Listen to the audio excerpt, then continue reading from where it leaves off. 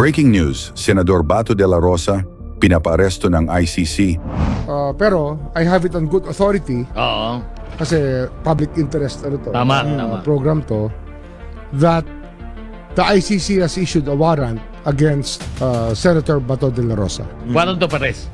Warrant of arrest. Kumpirmado ni Ombudsman Remulla, matinding pahayag ang ibinunyag ni Ombudsman Jesus Crispin Boying Remulla sa panayam ng DZRH. Kinumpirma niyang naglabas na umano ng warrant of arrest ang International Criminal Court, ICC, laban kay Senador Ronald Bato de la Rosa. Bagamat wala pang inilalabas na opisyal na dokumento mula sa ICC para sa publiko, sinabi ni Remulla na may aktibong hakbang nang isinagawa ang korte, patunay umano na tuloy-tuloy ang kanilang pag-usig sa isyu. Matapos pumutok ang balitang umano'y naglabas na ng warrant of arrest ang International Criminal Court, ICC, laban kay Senador Ronald Bato de la Rosa, naglabas na ng opisyal na pahayag ang kanyang legal counsel na si Attorney Israelito Pitorion.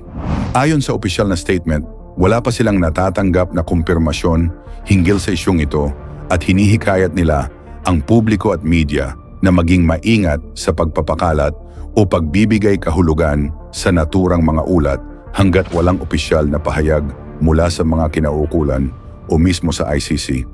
Dagdag pa sa kanilang pahayag, kung sakaling mapatunayang totoo ang balita, may tiwala sila nakikilos ang pamahalaan ayon sa batas at anumang hakbang ay dapat munang dumaan sa tamang proseso ng hudikatura, alinsunod sa konstitusyon, due process at soberanya ng Pilipinas.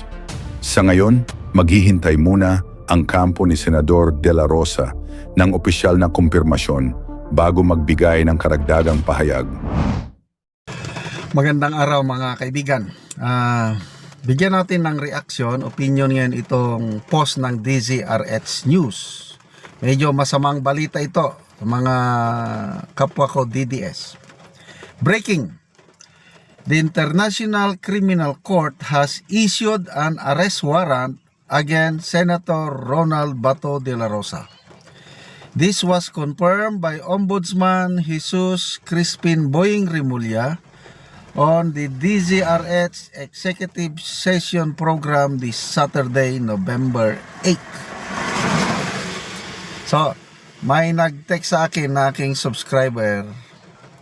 O na, totoo ba, General, na may warrant of arrest si Senator Bato?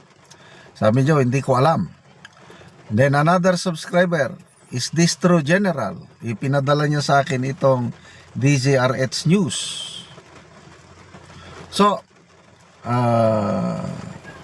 ito tingnan natin itong article kung paano. Kabahala naman ito.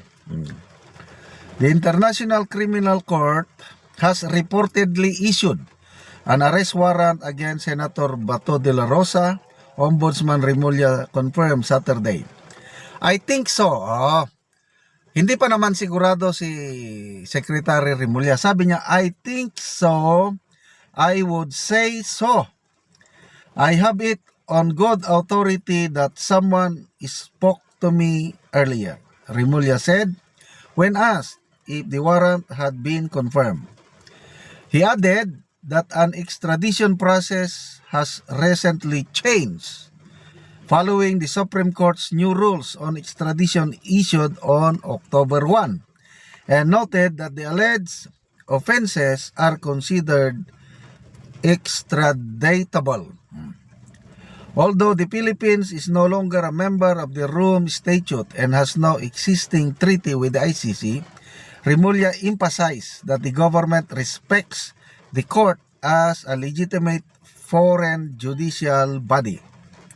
He explained that any extradition request would be filed through the Department of Justice, coordinated via the Office of the Chief State Counsel, with the Solicitor General representing the government's position. De la Rosa, who led the Philippine National Police under the Duterte administration, was at the forefront of the controversial anti-drug campaign which has been linked to alleged crimes against humanity. Ano ba yan?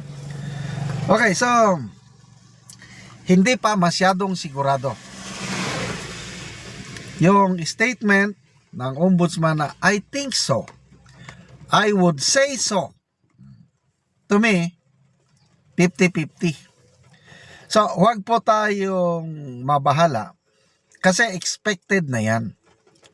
Noon pa yan, sinasabi na ni BP Sara na may nakita siyang listahan doon sa ICC na nandun nga ang pangalan ni Senator Bato de la Rosa, General Albayalde, may iba pang PNP generals, nakita pa nga niya, pati pangalan niya nakita niya doon.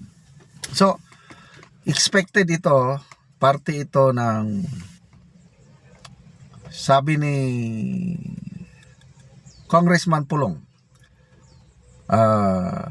concerted effort to destroy Duterte's before 2028 election.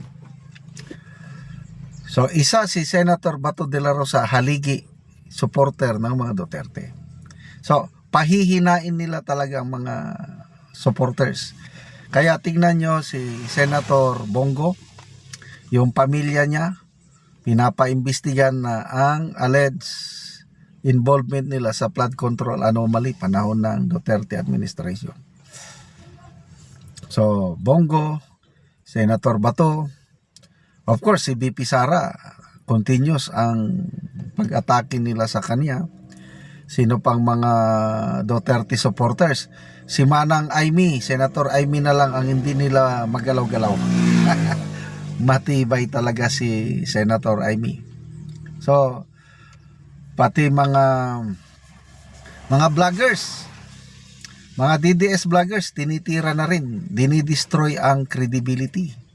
Pinaparatangan na di umano tumatanggap ng si Teo Moreno 3 million per month daw tinatanggap niya kay OBP sa Office of the So it's part of the political narrative para paghandaan nila kung paano nila talunin si BP Sara. But to me, I'm not worried, kasi nga timely yung ruling ng Supreme Court, yung extradition.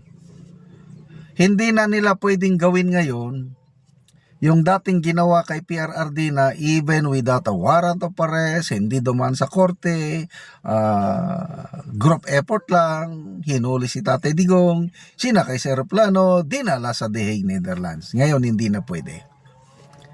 Dapat dadaan na sila sa korte. Kung walang pagtugot ng korte natin, Supreme Court, useless yung warrant of arrest na yan. Kaya relax lang po tayo. May hangganan ang lahat. Anong sabi ng ating Tatay Digong? There will always be a day of reckoning. So panahon nila ngayon, sige lang. Romans 8:28, that's one of my favorite verses. All things work together for good to those who love God, to those who are called according to His purpose. Kung minsan tinatanong ko, bakit Lord pinabayaan mo na naging presidente itong presidente namin? Na pwede naman na magpresidente na si then Mayor Inday Sara. Kung ginusto niya, siya naman mananalo noong 2022. But bakit nag-slide down siya to vice president at hinayaan niya ang isang Bongbong Marcos na magpresidente? Tinatanong ko yan. Ang sagot naman yan is Romans 8:28. May plano ang Diyos. Nakikita ko lang ito, I might be wrong. Inaalaw niya ito para ma-expose ang grabing korupsyon sa Pilipinas. Nang dahil sa weak leader natin yan, nangyari yung worst budget in our nation's history, nangyari yung talamak na korupsyon, flood control, ma-expose para malinisan. Pagdating ni BP Sara, pag upo niya, mas matibay na si BP Sara kasi nagdaan siya ng matinding pressure. Talagang na yung stability under pressure. Pag naging presidente si BP Sara Bayano, wala na, baliwala na yung kasi training period niya ngayon itong pinagdadaan ng pagsubok. Kaya may mas matibay, matatag, magiting, magaling na presidente natin by 2028. Yan ang tingin ko. Relax lang po tayo.